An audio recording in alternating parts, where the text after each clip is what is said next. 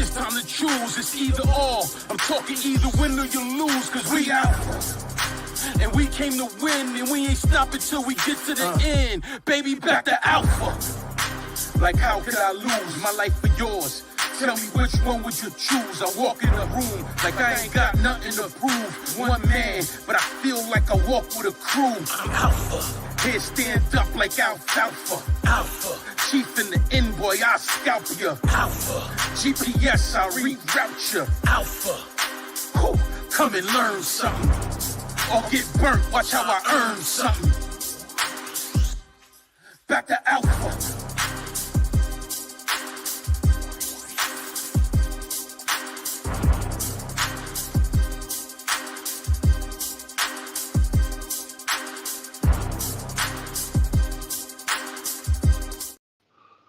Hey, welcome to Beyond Barriers. I'm your host, Craig Coles. The goal of this show is to introduce you to people, ideas, and opportunities that will hopefully stimulate the abundance in you, but more so motivate you mentally and physically to step outside of your comfort zone and become limitless. Today, I think I have an awesome show that I want to talk to you guys about because it's something that I've experienced here recently. And being a very transparent person, I'm going to just keep it all real with you and put it all on the table. So at the very beginning of this time of starting the show, my first show is that I promised that I would be authentic and just be very forward and share with you my thoughts and a lot of my personal life and the way I actually try to maneuver in this lifetime. And one of the things that I recently encountered in my lifetime was that I went through a divorce. Now, in this divorce, it was mutual, I believe. I shared some things about myself to my wife that was probably something most men wouldn't share. I shared some of the things that I'm not proud of that I've done throughout our marriage. And I did that because I wanted to be the best version of myself to her. But I couldn't do that by carrying luggage around. I couldn't do that by not being authentic, but yet holding a high standard of value for myself that really wasn't real. That was a facade. And the reason it was a facade is because here I am facing the rest of the world, and everyone's like, oh, Craig, Coach Coles, he is like, yeah, this guy. But yet I had some things inside that I held in from the person who would have had my back through thick and thin, through any adversity. But unfortunately and unknowingly, I did not know how to manage myself. And I think a lot of times we as a people,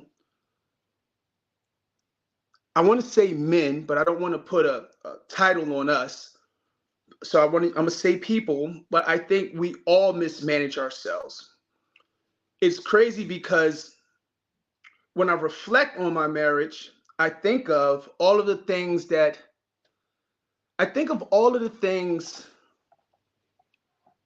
I've done in a lifetime. I think of who I have let down the most out of my marriage.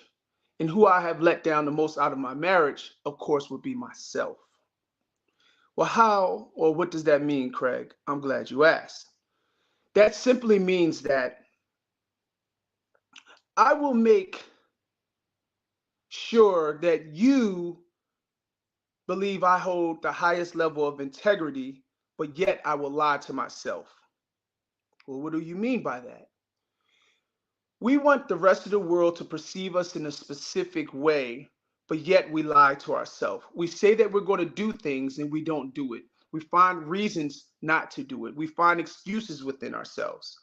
And therefore, you just pretty much telling yourself a lie. Now, the excuse, or someone would say, well, we're not perfect. We all have shortcomings, or we all have, things we intend to do that we don't get around to.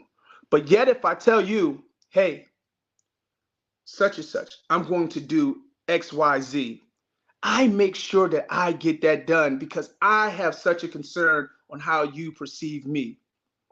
So when I tell myself that same thing, Craig, today you're going to get up at 5 a.m., you're going to hit the gym, you're going to be there till 6:30, and then and then I don't do it. I let it all fall through. Once again, I deceive myself. So in these practices, we bring that into our relationships. And when bringing this into our relationships, it doesn't allow the relationship to sometimes be built on the strongest foundation. Now, and I get that there's individuals and then there's the marriage, but you as an individual and she as the individual creates the marriage. So once again, you bring that together. So one of the things that I want to talk about today is 10 things that nobody told me about getting married.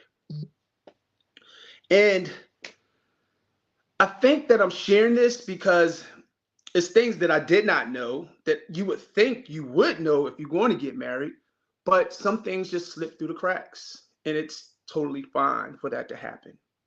So I jotted down a few things, and I'm just going to go over it with you. Now, it may be a bit controversial, but this is what makes the world so great. Opinions are opinions, right? So, 10 things I didn't know. Marriage doesn't complete you. It does not complete you. You fall in love with this person, you feel this sense of completion. She finishes my words. Oh, we all have the same thing in common, but all of those things change. And that is still not a representation of completion of you because there will never be a completion of you. Only time there will be a completion of you is when you are in the casket. You are completely done. That's it. Completion is always evolving. It never changes. It always changes. It's never stopping. It's infinite. So to find someone who completes you would be crazy. It's impossible. It's next to impossible. But what you can do is you can share the same love map. Now, if you share the same love map, that means you have a lot of similar interests. You both know which direction you're moving in physically and mentally and spiritually. You both have a ground that you stand on that is unbreakable. And the only reason this ground is unbreakable is simply because you are on the same map. You worship the ground that this love is on. And when you worship the ground that this love is on, that is your map. So it starts from the ground, knowing who you are, what you desire, and sharing the same common bonds. Now, opposites do attract, they do. But what does that have to do with your love map? We have different love languages, but it's all on the map. And I think that that's important that we get that understanding and that we revert back to that when we having times or going through hard times with our loved ones. I think that is very important to think, let's talk about our map. What's going on with our map? Because things change. Are we still moving in the same direction? Like, do we still have the same idea of what love is? Do you know the definition of love for your partner? And does your partner know the definition of love for you? Because if they don't, then it becomes an assumption, especially over a time period. And we just go with the shit. And we go with it unknowingly, but kind of knowing, but making it up as we go for the next person beside us. We go with it unknowingly, but assuming this person just loves me. But we start to make up their curves, their left and rights on a map. And that's not what marriage is about. Number 2, you won't always feel attracted to your partner. Damn. Well, I struggle with that one. Being superficial, I think I approached the most beautiful woman in the world when I, started a relationship with my wife. And the times that I did find her to be unattractive was times that this is very important, the times that I found my wife to be unattractive wasn't so much the response to the situation. It could have been the response to the situation I created unknowingly. Please listen to that. It wasn't just her reaction. It was the response to something that I may have created unknowingly. And now here I am not finding her to be an attractive person. Attractive, not just physically, but mentally as well. And you have to learn, I don't like to tell anyone what they have to do, but I will tell you this. You have to learn how to fight fear, right? You have to learn how to communicate fear. You have to learn how to stand on this map together. And so I didn't know that I will find her unattractive in some ways. And I always take the responsibility. I slide myself in there by saying I may have created it or I may have not. But for the most part, I always think when you point the finger at someone, you always have three pointing back at yourself. So you always need to check yourself first. So I'll implement that in a lot of my communication with anyone. I want to check myself first in the situation. But in the process of not finding your partner attractive, the thing to do is to turn towards each other instead of turning away from each other. Turn towards each other versus turning away from each other. You see how this map kind of sets the rules of the game? You turn towards each other instead of away from each other. But me, in my immaturity, I turned away. And in the process of me turning away, my interest was, well, this is attractive over here. Well, this could be attractive over there. And attractive doesn't always mean another female or another male. It could be where I spend my time.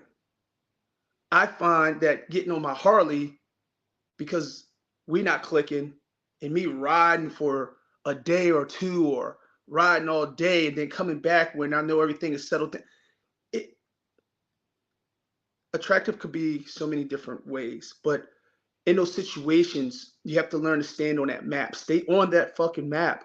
Do not just get off and just go jump on your bike and expect it to come down. I get, yes, we do need to hold time for each other. We do need space, but it needs to be communicated that we're taking that space at that moment, not just taking, because that can cause untamed thoughts that affect your marriage, right? Or your friendships. So another thing, I think this is number 3, right? Number 3, you won't always like your partner. You won't always like your partner. What do I say to that? I remember I used to tell people, they'll ask me something about my wife, and I always say, man, yo, I still like her. And they're like, well, I hope you do. It's your wife. No, bro. No, it ain't no I hope you do. It's your wife. You can love someone and not like them. But I didn't know that you would experience that with marriage. I thought, you in this fairy tale, marriage is tough. You don't know what to expect. There's no manual to it. There's ideas, but there's no manual. And ideas are based off of someone else's presumption, right? It's not even true to most cases. It's just their experience that they're sharing. And then a common people try to follow that map and then they agree with it. And then they say, yeah, this is how it's supposed to be. But when you get into the thick of shit, it's not like that. It's not like that. So I hope that these are just little tips and tidbits that can help you see beyond what you're in, You may not always like your partner. That's true. But the thing about that is communication. Communication is key. It's about solving the solvable problems.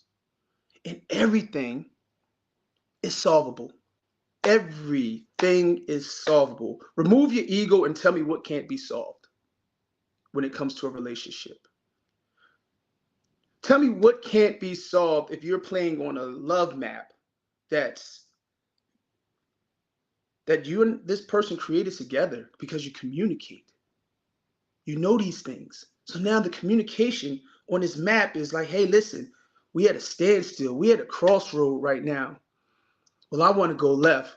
Well, I want to go right. But it might be the best idea for the both of us to keep just going straight.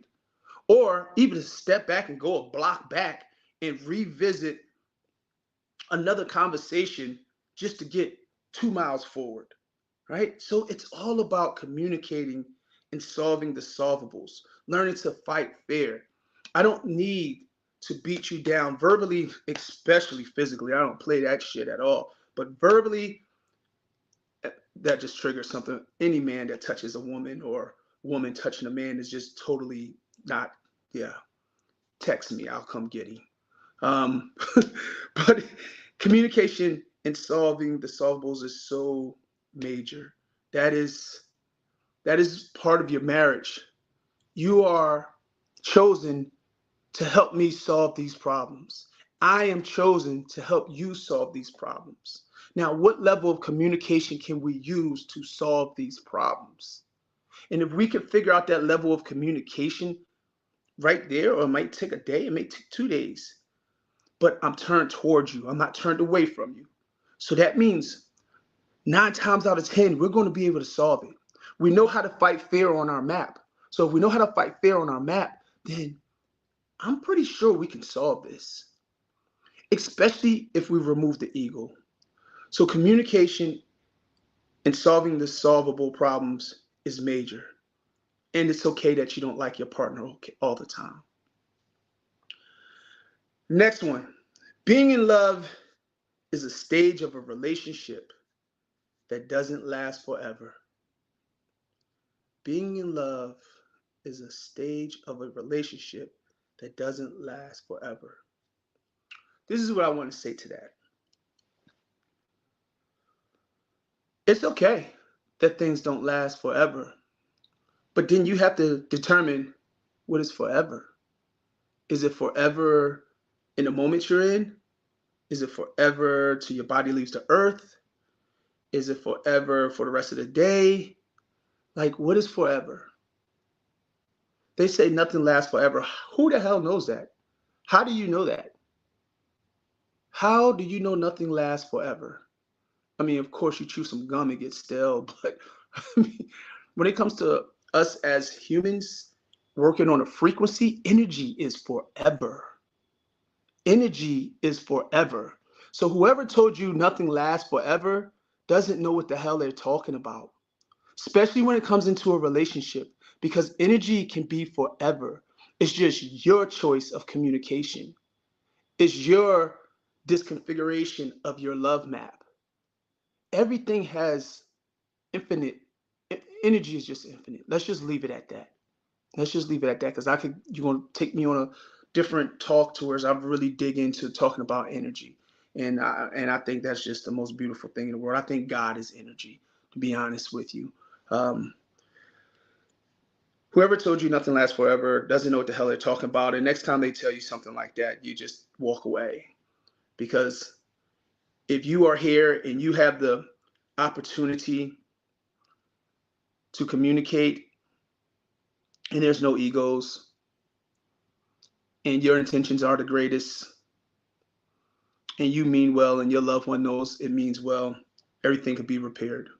Everything could be corrected. Even ships have to course correct, right? Everything course corrects in this lifetime. All right, the last one, love. Well, let me say this one more thing, I'm sorry. About this love not lasting forever or relationships don't last forever, you have to overcome the gridlock you've put yourself in. You've become locked in this square of marriage, when a square of marriage does not exist. It's infinite. The rules you play by is governed by the government. Hey, you want to know? That's a whole nother topic. There is no rules to marriage. Well, the Bible said the Bible is based off that marriage. That's just the foundation. Everything grows. Everything continues. Nothing stops. Nothing stops. So therefore, there are rules. There are rules of engagement, but there's further rules of love. It's forever. It's the highest level of understanding. right? So between you and I, me and my marriage, what roadmap have we established our understanding? I get the guidelines, but can those guidelines be changed? I mean, you can't really put guidelines on a marriage because in one country you could have one wife, marry young, marry. It's so, you know, right? Well, my faith says, well, your faith may be the reason you're single because you didn't get out the grid box. You stayed in that gridlock. You know what I mean? When you're designed to be infinite. That's just my opinion, but I really stick by it for me. And the question is, well, does your wife stick by it? I think she does. I think she does. But hey, this is just going beyond the barriers. That's all it is. Last one. Love can grow with time and effort. Love can grow with time and effort. I never just thought about that getting married. Love gonna grow. I thought this is it. We're gonna end. We're gonna have fun. We're gonna do this. We're gonna do this. You know, I didn't know all those other things really existed. But love can grow with time and effort. I'm kind of like so many things to say to that. I wish I like playing this out, but I really speak from my heart when I hop on this. Love can grow with time and effort, and that's very true. And it does grow. Nothing stops, as I said earlier. Everything continuously moves. There's nothing that you see, touch, taste, smell, or hear that doesn't move. It's all part of our senses. But love can grow with time and effort. And I would say it's all about creating shared meaning together. That's your growth. Shared meaning together. That's your growth and effort. Love can grow with time and effort. But then I would say it's about creating shared meaningfulness together. And you will always grow. Your map will be endless. You can't even travel the world. You can't even, some of you never even been out of your state, out of your neighborhood, you know? So you can't tell me that you can't create a map of love where you have to go nowhere but right with the person you're with. Key takeaways for this is creating your love map, turning towards each other instead of away from each other, communication, solving the solvables, overcoming your gridlock, and creating shared meaning together is the keys to this. To take this a step further, to take it a little personal into myself, I never knew what love was. I'm still trying to understand what love is. Understand the concept, the highest level of understanding is infinite. It's a level of communication, all of these things. I knew bits and pieces, but I just didn't know how to put it all together. In fact, I'll tell you, I thought love was like Pepe Le Pew.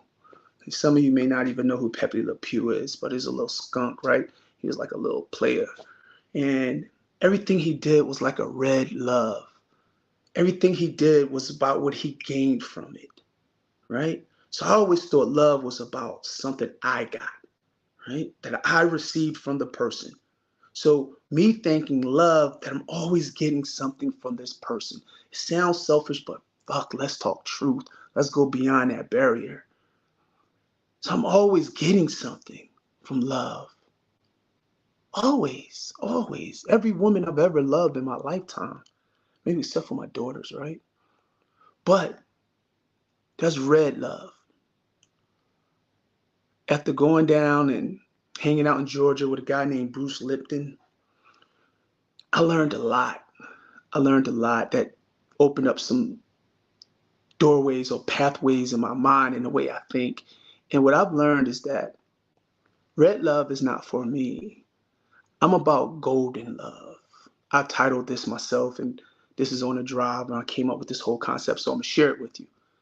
This concept of golden love versus red love. Red love is what I get, whether it was intimacy, finances, material things, you know, just a little bit of reassurance. I always got something.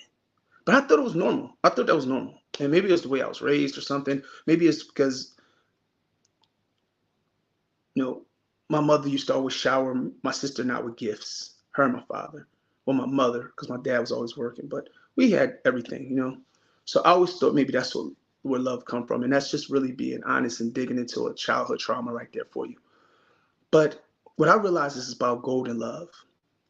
And so what I do now is that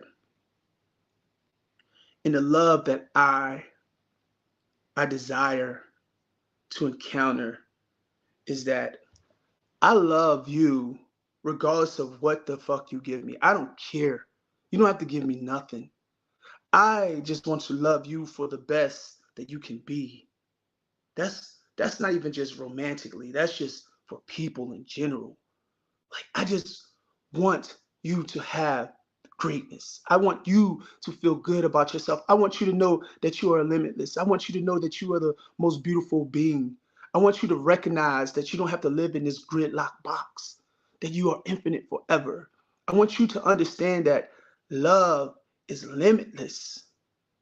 You don't need nothing from love because the more love you can give, the more you could be in love with yourself. And that may sound a little selfish, but it's something that I'm learning because I'm smiling by helping people get to where they need to be at. And that makes me feel love. So therefore, you cannot complete me as we started this conversation off. The only person that could ever complete me would be myself because the love, the golden love that I give. So I'm happy in a sense for my divorce because if it wasn't for my divorce, I would have never understood this true love that I give. I would never have understood it. Ever. Never, ever, probably. Never, ever, ever, ever. Whatever that may mean. But it's in such a significant point in my life that now I understand what golden love is. So the things that I do is not for money. It's not, do I work for a living? Yes. But what I do, our interaction helps me love me even more. And I hope your interactions with people help you love yourself even more. I heard that a man could do everything in the world for himself, but when he dies, it goes with him. But he could do everything in the world for other people, and that stays when he leaves. The mark of a man is to be legacy, to be legendary. And so, by loving yourself, you're going to give that love to other people, and you don't need nothing back. I realized I was lost through my marriage. And as I said earlier in this conversation, I was playing a role. I wasn't being true to myself. I didn't know myself. And it took something like this to reintroduce myself to me. And I hope today's message is that you understand that you are the key to this. You are the key to the kingdom. If you're going to go, whatever your religion, whatever it is, I will tell you the beauty of every religion that I've ever encountered. I don't care about all the damn stories. I don't care. That's great. I'm great. It's great that you are so associated with these stories and you so enthralled into them. But I'm going to tell you the foundation of every religion, if you want to dig deep, it's that love is love. You can say love for self, love for God, Jah, Buddha, whoever you want to call them, whoever, whatever. I chose the word energy. But once you connect with you, then you can connect with that energy. And the reason people say, no, I think that's a problem too. While we on this, I got a couple minutes left and I want to share this. I think we have too many daggone choices, right? So people say, no, connect with God first to love yourself. How can you do that when you don't know yourself?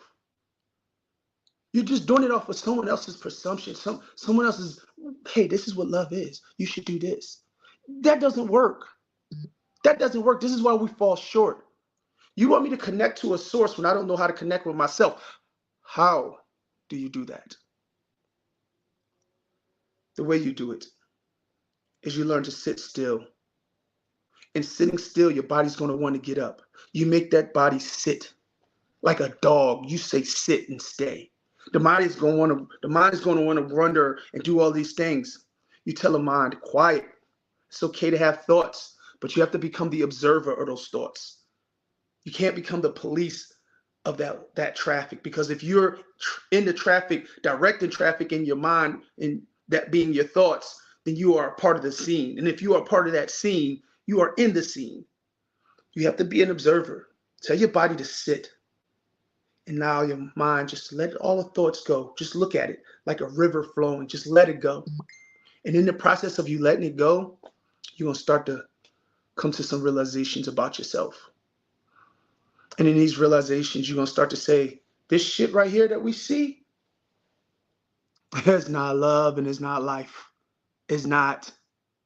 It's not. And the more that you can see that, you start to push it away, because you know it's meaningless. It was temporary. I tried it, done. Let it go, move it. And the more you can remove these constructs out here in front of us, the closer you could tap into that energy. A lot of people like to point up for energy. I like to just say energy, because it ain't no up, it ain't no down. It's here. Stop looking up for something. Sit in something. Sit in it. It's right next to you, right? So if you want to connect, lose your ego. Teach your body to sit still in the midst of this chaos. Even while you're in your house, there's chaos, because this world has put a strange little block in your mind that teaches you that you can't go beyond barriers, that you aren't limitless, that you are oppressed. You are great. You are great. You are love. And the sooner you can recognize that, the more you can tap into your source. Learn your map. Turn towards each other instead of away from each other. Communicate to solve the solvables. Overcome the gridlock. And create shared meaning together if you want to have a successful love with someone else. That's the end of my show. If you have any questions, please feel free. You can shoot me an email at coachme@backtoalpha. My IG is backtoalpha 7. And you can find me online. Craig Coles, only one Craig Coles is my IG as well. But that's the end of my show. I want to thank you for your time. And until the next one, you guys be easy. Peace.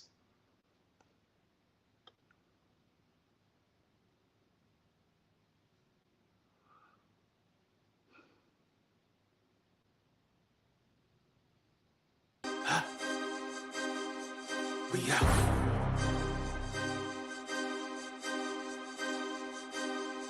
We out. It's time to choose. It's either or. I'm talking either win or you lose, cause we out. And we came to win, and we ain't stopping till we get to the end. Baby, back to alpha. Like, how could I lose my life for yours? Tell me, which one would you choose? I walk in a room like I ain't got nothing to prove. One man, but I feel like I walk with a crew. I'm alpha. Here stand up like alfalfa. Alpha. Chief in the end, boy, I'll scalp ya. Alpha. GPS, I'll reroute ya. Alpha. Whew. Come and learn something. Or get burnt, watch how I earn something. Back to alpha.